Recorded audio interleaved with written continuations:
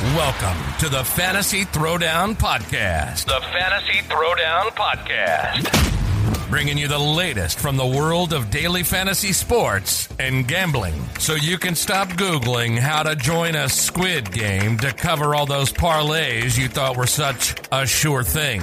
Now, sit back and listen to one of the sharpest minds in the game. Here's your host, Dwayne Callender.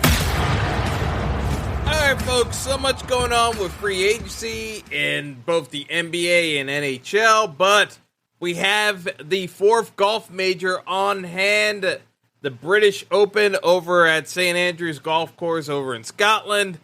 Basically, here we go. We've got tee time in a couple of hours, so let's get right down to it. This is an interesting one because usually I'm still checking weather reports. And, you know, I keep waiting for the news to drop that the weather is going to be good, bad, and it's been pretty much non-existent, like, in terms of the weather. And, of course, it sounds like I'm going to jinx myself when the tee times actually come and things get crazy. But, you know, it seems as though... we might have a slight advantage, but it's like, again, I don't know. It just doesn't seem like there's a massive change in the weather patterns outside of maybe get some rain on Thursday. You know, I gotta check to see if there's going to be wind, because usually when it comes down to the British Open, we have wind that plays a factor, and then it starts impacting, you know, the guys we want to play. So, like, a Shane Lowry is a guy you want to play in wind. Gary Woodland, you want to play in windy events. If we get mild weather and it's just rain with no wind, this becomes a putting contest, because here's the long and short of it for the British Open. The course itself is a little over 7,300 yards, and there's only 2 par 3s and 2 par 5s on the course. That means you got 14 par 4s, and most of the par 4s play under 400 yards. So if there's no wind, the bombers are going to go off the tee and hit it as hard as they can. Bryson DeChambeau is going to crank it. He's just gonna bust out and just go for pins, and they could say they're gonna move around the pins to make it harder for guys to just blast the ball off the tee.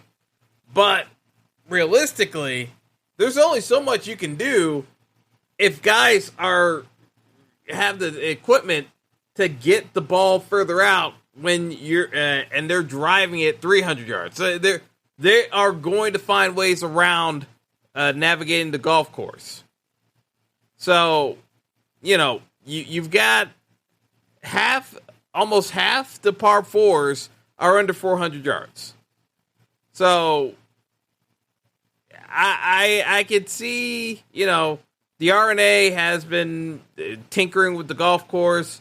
They've pushed all the live guys back into random tee times to make it harder for them to catch the AM wave. So if you're looking to play, Bryson, he's going to be going late into the day. Actually, I think I got that wrong. Bryson's early. He's later on day 2. In terms of some of the earliest tee times, we actually have, it's going to be Tiger. Tiger basically got he's going to be starting off very early. And, you know, part of it is the fact that Tiger wanted the earlier tee time so he can at least get his body in a better frame to kind of get going. Yeah. So Tiger's late. Tiger's early because of the time. I'm looking at the time zones and I'm thinking it in U.S. time when they're 5 hours ahead. Tiger's actually teeing off early. I was correct the first time around. Bryson's teeing off later. But the way it works is Tiger's going to go early, and then he's going to still end up being early day two. Like, for those of you who want to play Tiger Woods, I don't like the bet of Tiger winning outright. I'm just going to get that out of the way. The craziest bet, though, if you want to bet on Tiger, there is a head-to-head bet of Tiger Woods versus Ryan Fox at plus 166, and maybe it's still up there on FanDuel. And some of you are going to be asking yourselves, who the hell is Ryan Fox? Ryan Fox is a pro on the European Tour that, truth be told, is not a major winner. Like, yeah, he's won a couple events, but it's not as though he's like tearing it up on the Euro Tour that, like, he's this major force threat. This is kind of an insult to Tiger. This is Tiger Woods. Yes, is this the Tiger of old where he's going to be favored against the entire field at a major? Absolutely not. But Tiger at St. Andrews owns this golf course. In his prime, Tiger, even with this field, would be even money versus the field if this was Tiger in his prime. So just to give you an idea of how ridiculous it is, you can get plus money on Tiger versus a guy on the Euro Tour. That's the bet I would be making, not betting on Tiger to win the tournament. Now, do I think Ryan Fox can play well at this tournament? Yes. But Ryan Fox minus 210 against Tiger head-to-head? There's a chance Ryan Fox doesn't even make the cut. So if I can just get Tiger to make the cut, he's going to win the bet against Ryan Fox. And the truth be told, the odds of Tiger making a cut, looking at the sports book, Tiger is minus 165 to make the cut. So what I'm saying here is you've got Tiger at minus 165, and you can take Tiger as a dog against Ryan Fox at plus 166 on FanDuel at the moment. And even if you want to do a make the cut parlay on DraftKings, you can get Tiger, Rory, Justin Thomas, and Jon Rahm all to make the cut at plus 135. So, again, if you want to play the favorites and throw Tiger into the mix, yeah, that's doable. That's doable. Or you can get really, this is a goofy one because I don't like Brooks at all, but the other make the cut parlay I see with Tiger on DraftKings is Brooks Koepka, Colin Morikawa, Patrick Cantlay, and Tiger. That's plus 240. Issue is, I'm not a big fan of Brooks at the Open here, and Cantlay, I'm not entirely sold on Cantlay if this becomes a birdie fest, but it's possible. It's possible, but I think you're enticing way more risk with that one, and that's why the odds are further spread out as being a dog there, as opposed to just plus 135 for Woods, McIlroy, Thomas, and Rahm. So, food for thought there if you guys are looking to bet Tiger. I'm just not jumping at the chance of playing Tiger. That's just me in general, kind of going in that route. It's just, I think there are too many variables given the leg in the situation. All it takes is one bad step, and Tiger could be doubtful to continue the tournament. So that's why I just, I kind of need to see Tiger play through an entire tournament before I feel really good about putting decent money on a bet with him, because the odds, realistically, are still tilted on him playing extremely well. And, people are looking at the course history, and I get that. But I really want to see wider odds as a dog to really get on board with betting on Tiger in prop situations.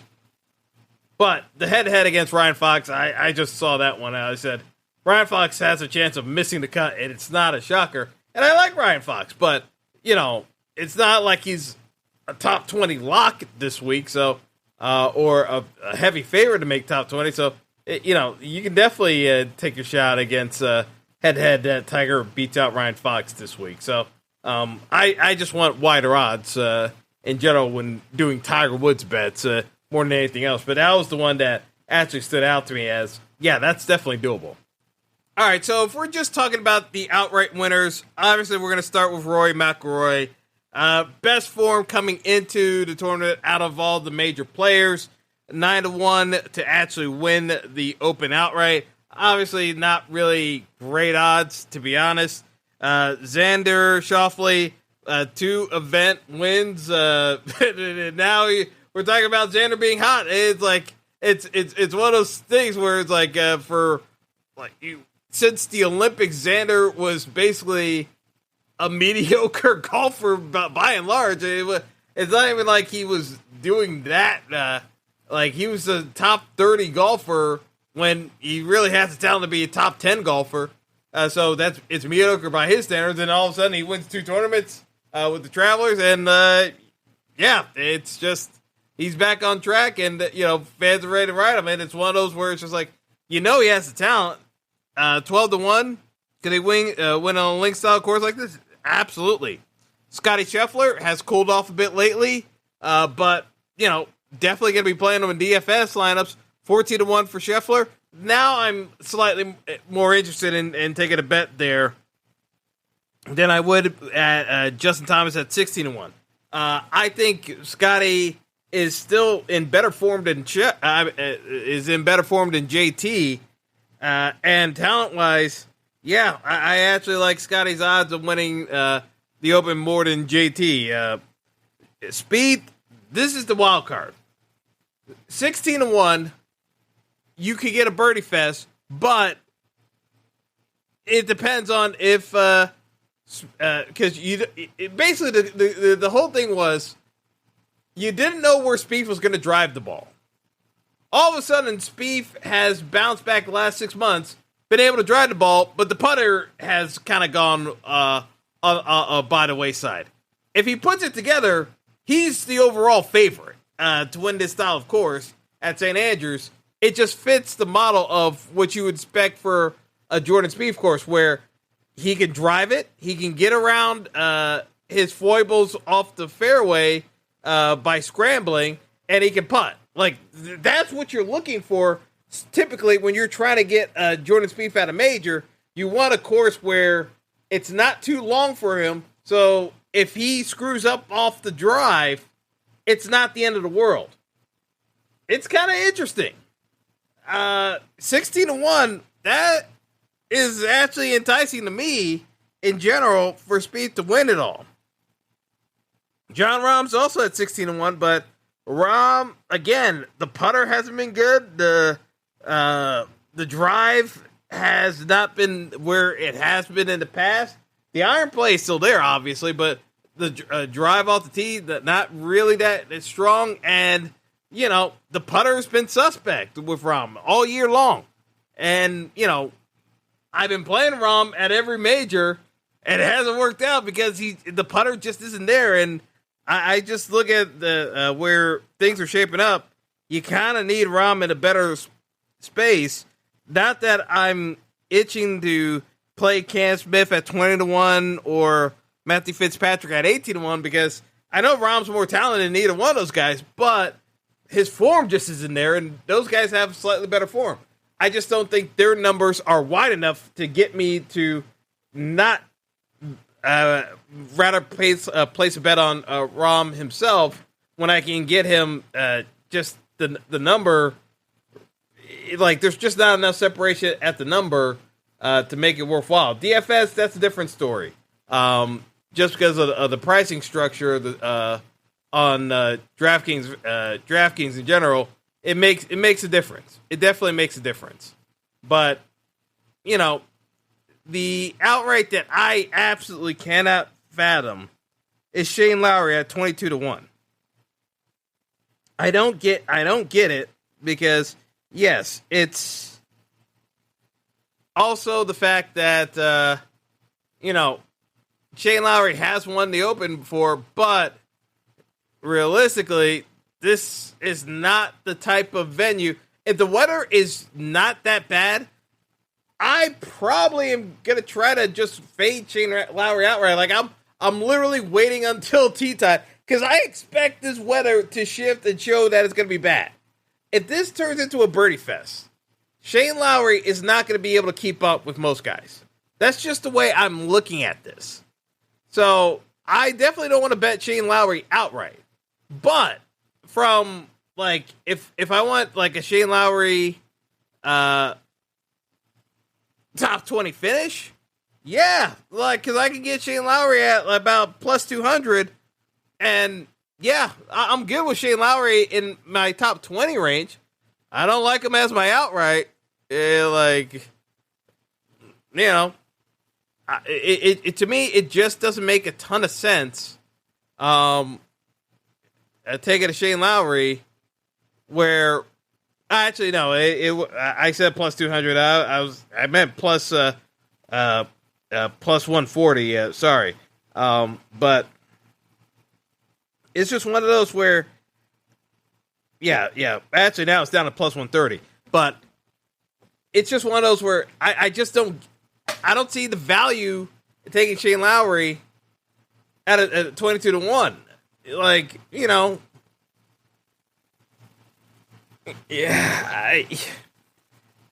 Could you bet the 100 to make over $2,000 if you went? But it's just this is not trending in the right direction of what Shane Lowry needs for a win condition. Shane Lowry needs crappy weather conditions at a low scoring event to win a British Open. That's really what this comes down to. This is right now. The way things are trending, it's just not in the best spot. So, who are the long shots that you can look at?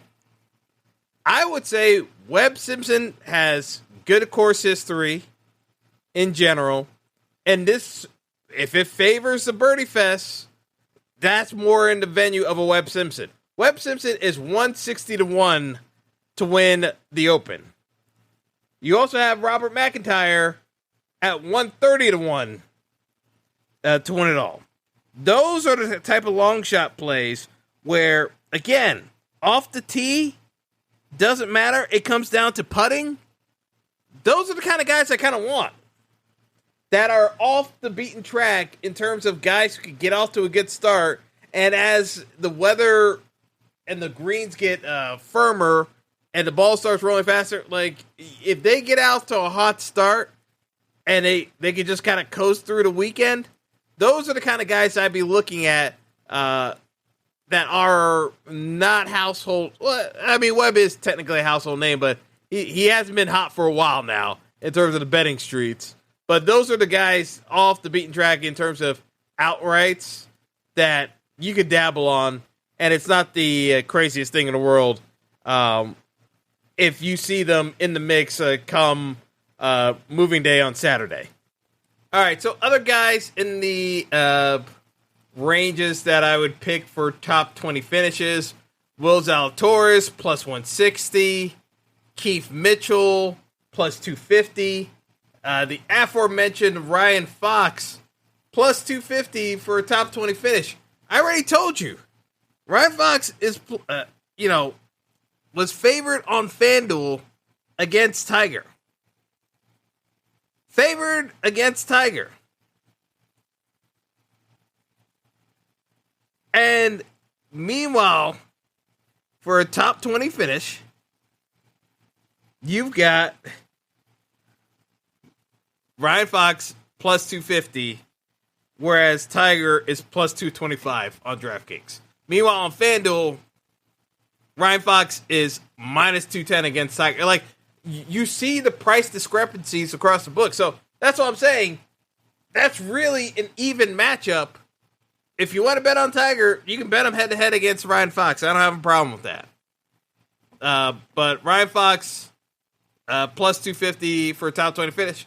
And, again, I like Ryan Fox. But this is just talking about odds and just, like, kind of working with the math. I think Tiger has a chance to make top 20 fit. Like, it makes sense for Tiger to finish top 20. It just matters on how the leg holds up. But an outright head-to-head against Ryan Fox, not the craziest thing in the world to bet Tiger. And then Tony Finau, plus 175 for a top 20 finish. I like Tony for DFS. I'll be playing quite a bit of him. If the weather holds up, like the way it's trending, this is an interesting dynamic where, from a roster construction standpoint, the way I keep hinging on this comes down to how the weather is holding up. And with not having a tremendous edge one way or another in terms of the weather, and even as I'm recording this tonight, we still don't know if there's going to be significant change by the time tee-off happens early Thursday morning. From my standpoint, the way I'm going about this is I am basically looking at a couple of guys up top. Primarily, the way I'm looking for my roster construction, Rory at 11,100 makes sense.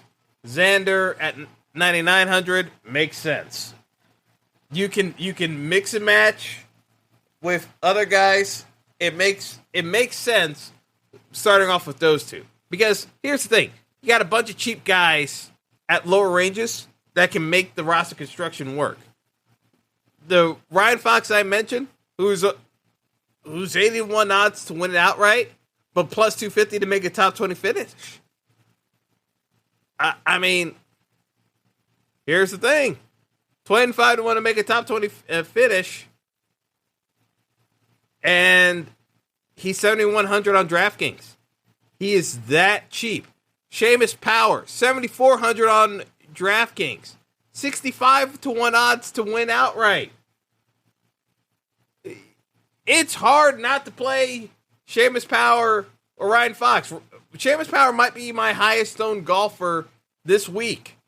He's played well at all three majors. It's not as though he's been in the mix to win, but he's been in that top 20 range. So if I can get him at 7,400, I can easily fit in a couple of guys like a Ryan Fox. Yes, will they get ownership? Absolutely. But I don't necessarily have to go balance the rest of the way through. I can squeeze in one more cheap guy, and I'm looking at Kevin Kisner, 200 to 1.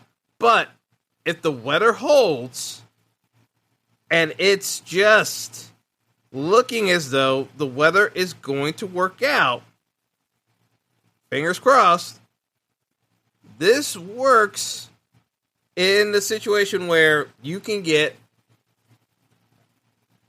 a Kevin Kisner who doesn't hit it long off the tee, but can putt with the best of them, good iron play. He should do well on this course, as long as the weather holds up. And, from what the information we have, it makes sense playing a good bit of Kevin Kisner this week. So I'm leaning in that direction, and the way I see things working out, from my perspective, is by having you leave a construction wide open where you can slide in a Webb Simpson,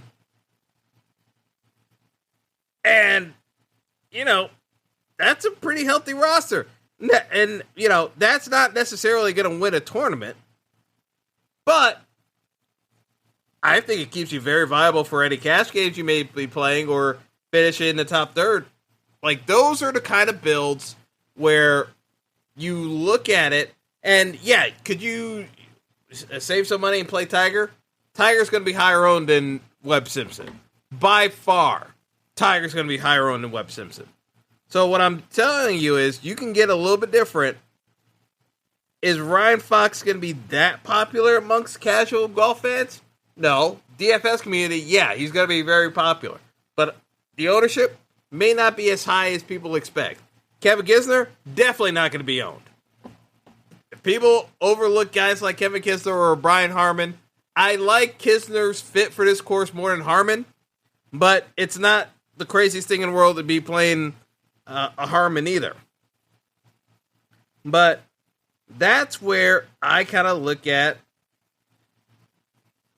these builds where you can get a little bit different, and it's not the craziest thing in the world. So, from my perspective, that's where I would be leaning from a DFS construction standpoint. It's not the craziest thing in the world. I don't think it's a world beater by any stretch, but I think it keeps you well within striking distance of being unique for competing in cash games as well as tournaments. I think it gives you a nice floor and guys who can be relatively good in all phases of the game. So those are the directions I would be leaning towards. Now, the guys that I think you still have to keep an eye out for, Taylor Gooch. A lot been talked about with the Live Golf guys, but Taylor Gooch is still an extremely talented young golfer that, again, he got the bag with Live, but these are the opportunities that he can take a shot at a major, shoot a low score. It's not a big course. He's got the driving accuracy to get it done. The putter, he's been pretty good. Taylor Gooch is one of those dark horse candidates that you got to think about. Corey Connors hasn't been as strong as he was last year, but again, great iron play, drive it off the tee. The putter is an issue, but if you can move the ball, I like a Corey Connors more than I would a Bryson DeChambeau. If Bryson was as accurate, it's one of the issues that I would say, you're going to get folks that are going to play Brooks Koepka. You got to get people to play Bryson. I would still play Bryson over Brooks because I don't think this course fits Brooks's. Brooks needs incredibly difficult golf courses. I don't think this plays incredibly difficult. I just don't think this is the way to go with Brooks Koepka. So to me, I would just say you can play Bryson, you can play a Corey Connors to get a little bit off the beaten track. Cam Smith, absolutely. I don't like him as an outright, but I think he's in the mix from a DFS standpoint to get a little bit different at 9,500. Shane Lowry, I'm monitoring the weather. I may end up having to pivot some of my shares off of Shane Lowry if this weather holds because, I want to have some differential lineups in case the weather gets bad, but it's not the craziest thing in the world to lower your ownership of Shane Lowry if you got more than 10% of them, if this weather is still showing as to be pretty favorable, because Shane Lowry is not the guy you want to have in a birder competition. But if you want to have that what-if scenario of the weather turns on a dime, which it absolutely can over the course of the week, I want Shane Lowry still in my player pool because I know those lineups should be in pretty good shape. So I guess in terms of a couple other guys I'd be looking at, Joaquin Niemann, 8K on DraftKings. It's just one of those things where Niemann is never a guy you want if you're planning on winning a tournament, but he won't necessarily kill you in the GPP either. So it works from a cash game perspective. Tournament-wise, that's where you have to kind of make your choice of how aggressive do you want to play it. If you're playing in a Millie Maker type tournament, Joaquin Niemann is not a guy I would be even considering rostering. If you're playing a smaller field contest of less than 500 people, absolutely, you can play Niemann. It's just when you start getting into contest sizes where you're over 1,000 people, 5,000, and of course with the Millie Makers, you're competing against hundreds of thousands of lineups, Niemann's not going to get it there for you. But from a smaller field perspective, I have no problem with Joaquin Niemann. The guys that, again, I look at and I kind of question Hideki Matsuyama, the neck issue, even though with the 51 odds, I'm just not feeling Matsuyama. Victor Hovland, awful form. No chance I'm playing Victor Hovland. I would rather play Dustin Johnson, and even then, DJ, with the Live Tour, situation, I'm still not in love with playing DJ until he shows it at another major again. But I'd rather play DJ than I play Hovland this week. The whole club thing last week, it looked like a mess. The form hasn't been great either. Even at the majors, the performances haven't even been that good. I know Hovland's not going to be really owned, but Hovland is a guy that I would rather just play in a showdown format where I just need him to play well for one round, rather than a major where I need him there for all 4 rounds.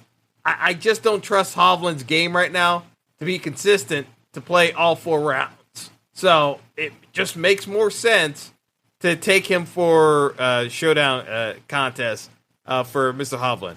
Now, guys that are going to be popular, Sanjay M, 65-1, should get decent ownership.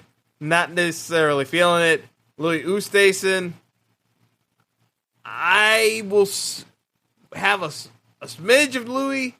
I don't feel great about it, but he does have decent record here. Tyrrell Hatton, great course history, massive tilter. Don't watch him if you like your sanity, because basically he's just gonna complain all day long. He may get there, he may not, but his course history leans towards he's gonna get there. It's just the process of watching him play is just gonna infuriate you because he's just constantly on edge. So it's just not a good watch, but I will have some of him in my player pool just because talent-wise, he can get it done, and he's done it in the past. The form hasn't been the best, but skill-wise, nothing has changed here that would lead me to say he can't have another top 5 finish again at St. Andrews. So I'll definitely have Tyrrell Hatton. Tommy Fleetwood, getting popular.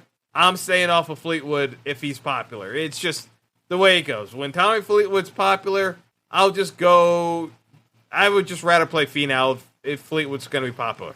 Finau's the better player anyway.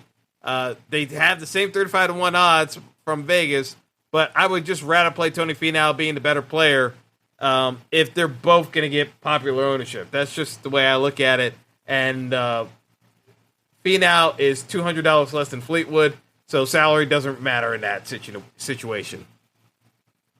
So that about does it. Like, in terms of the 7K range, I told you, like, I'm looking at Webb Simpson at 7,600. Tiger, I know is going to get ownership just because he's Tiger. The casuals fans will play Tiger regardless. I just have concerns about him holding up for 4 days, so I'm just not going there from a DFS standpoint. I get the betting on him to make the cut. I get the bet on him against Ryan Fox. I get it. But from a DFS standpoint where I need him to perform all 4 days, I just can't get there. Seamus Power may be my highest owned golfer of the entire tournament just because the price tag and the game fits the golf course. I just think Power's an excellent play, and it's just a complete misprice. So no matter how popular he gets, I'm going to be overweight on the field with Seamus Power, and that's just the way I'll go about it. But yeah, that's pretty much where I'm at in terms of my strategy. Again, this is the best I can do before we get tea time, so I'm going to leave it off here. But best of luck to everyone with the tournaments, whatever bet you're making, DFS. We got a Millie Maker on DraftKings, so $25 entry. That is, actually it just filled, so hopefully you guys got in earlier today. So, but yeah, that's going to do it for me. I'm going to get on out of here, but best of luck, everyone, and until next time, have a good one. Thanks for listening to the Fantasy Throwdown Podcast. Be sure to like and subscribe to the show on Apple Podcasts, Google Podcasts, and all other major outlets.